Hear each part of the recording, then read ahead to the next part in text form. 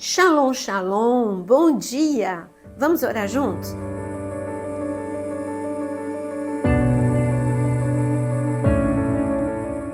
Eu quero te convidar a compartilhar esta oração com muitas pessoas e também a deixar o seu like.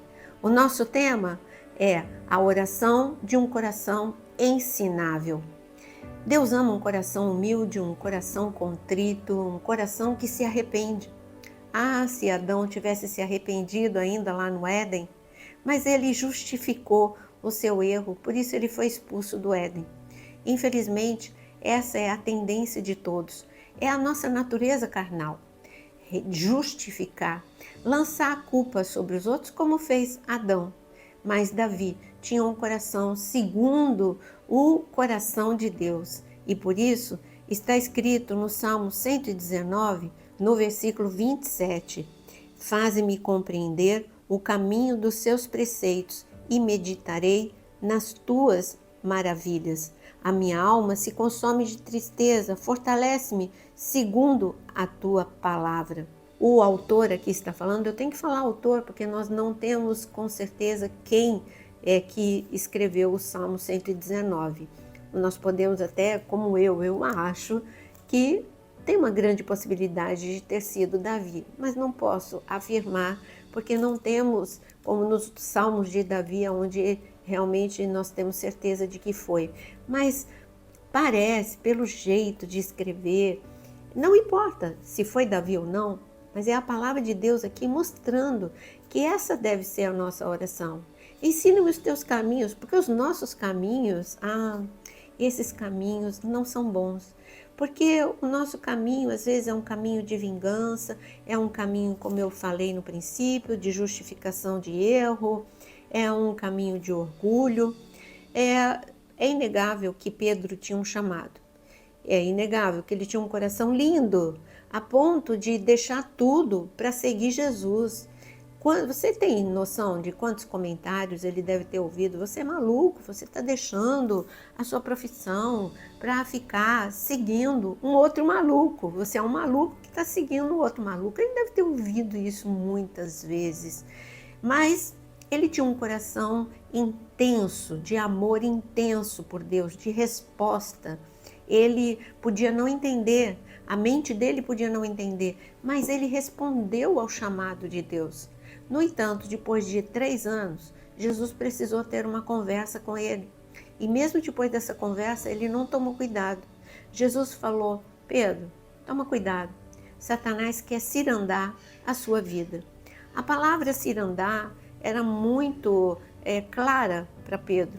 Pedro não era agricultor, mas Pedro convivia, porque naquele momento ali em Cafarnaum, na Galileia, ou você era pescador, ou era agricultor, ou comerciante, eram as principais profissões. Claro que tinha oleiro, que tinha as pessoas que trabalhavam com pedra de moinho, tinham várias profissões, mas essas eram as principais.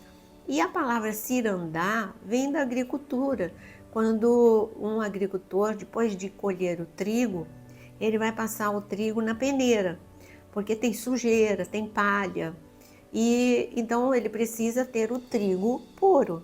E o que ele faz? Ele tem 2 sistemas. Ele, com a peneira, ele joga para cima os grãos, e como a palha é leve, a palha ela sai da peneira, ela vai com o vento levada embora, enquanto que o trigo, que é pesado, fica na peneira. Então ele estava falando, você está na peneira do diabo. Ele vai trazer uma situação, criar uma situação, você vai ser lançado para cima e, olha, eu quero saber qual é a tua essência. A tua essência é trigo, a tua essência é palha. Eu te conheço, Pedro, só toma cuidado, a tua essência é trigo, mas ainda tem palha aí dentro. Era isso que Jesus estava avisando Pedro. Pedro ainda tem ira, ainda tem inconstância, ainda tem o medo dominando a sua vida. Tudo isso é palha e você pode ser dominado pela palha e assim você pode cair fora da peneira. E esse aviso de Jesus, Pedro não levou em conta. Ele estava muito seguro de si mesmo. Nós precisamos entender que a nossa comunicação diária com Jesus tem que ser uma revisão dos nossos pensamentos, das nossas emoções, um checklist. Vamos lá, mágoa, então, ok, eu tenho mágoa, eu tenho que tirar isso, porque mágoa é palha, e eu vou cair fora da peneira se a mágoa dominar a minha vida. Ira, a ira está dominando meus pensamentos. Se você permitir, vai acontecer que a ira, que é palha, ela vai dominar a sua vida e você vai cair fora da peneira. Bom, chegou o momento em que o diabo queria cirandar Pedro, conhecendo as fragilidades por observação, não por onisciência, mas por observação. Quando Pedro foi para o Getsêmani, pronto, ele tinha já a palha, a canseira, a negligência, o medo. Ele fugiu, depois que ele acordou, primeiro ele dormiu, não orou com Jesus. Depois, quando os soldados chegaram, ele fugiu. E ele teve a terceira vez em que ele falhou, só ali no Getsêmani, quando ele deixou a ira, a palha chamada ira, tomar conta. Ele deixou o medo, a negligência e a ira tomarem conta da vida dele. E o que aconteceu? Ele cortou a orelha de Malco. E foram 3 erros em um único lugar, em poucos minutos ele ali cometeu esses erros. E ele caiu para fora da peneira. Quando ele caiu para fora da peneira, um abismo chama outro abismo. Logo em seguida, o que foi que ele fez? Ele negou Jesus. E em seguida, não esteve ao pé da cruz. Por quê? Porque o medo estava dominando a vida de Pedro. Mas graças a Deus, Pedro, ele se arrependeu profundamente. E quando ele se arrependeu, ele já se arrependeu no momento em que ele cruzou o olhar dele com Jesus, quando Jesus estava sendo julgado. E depois ele se arrependeu amargamente, depois daquele encontro que ele teve com Jesus em João capítulo 21, que Jesus perguntou 3 vezes se ele o amava. Você vê uma transformação na vida de Pedro? Pedro, ele reconheceu, realmente eu achei que eu estava pronto, mas eu negligenciei.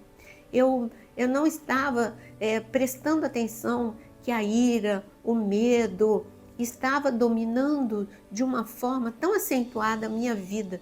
Eu não examinei e eu deixei que essa peneira fosse um teste onde eu fui reprovado. Mas graças a Deus que Deus me dá outra chance. Deus deu outra chance para Pedro. E o segundo tempo da vida de Pedro foi melhor ainda do que o primeiro tempo. A gente vê um Pedro arrependido, amadurecido, cheio de poder, cheio de autoridade, pregando, e aquela multidão lá em Atos capítulo 2, aquela multidão, 3.000 pessoas se convertem, se batizam. Depois a gente vê Pedro curando os enfermos, paralíticos, ressuscitando Dorcas. Nós vemos um Pedro amadurecido, tranquilo na prisão, dormindo até que chegasse o livramento. A gente vê um Pedro totalmente um trigo, né? Ele estava agora aprovado por Deus, validado por Deus, usado por Deus na geração dele. Um Pedro que antes odiava tantos romanos, ele foi um instrumento de Deus na vida de Cornélio e de tantos outros romanos. Esse é o Pedro aprovado por Deus, mas ele foi necessário que ele fizesse uma oração de arrependimento. E Deus aceitou essa oração de arrependimento.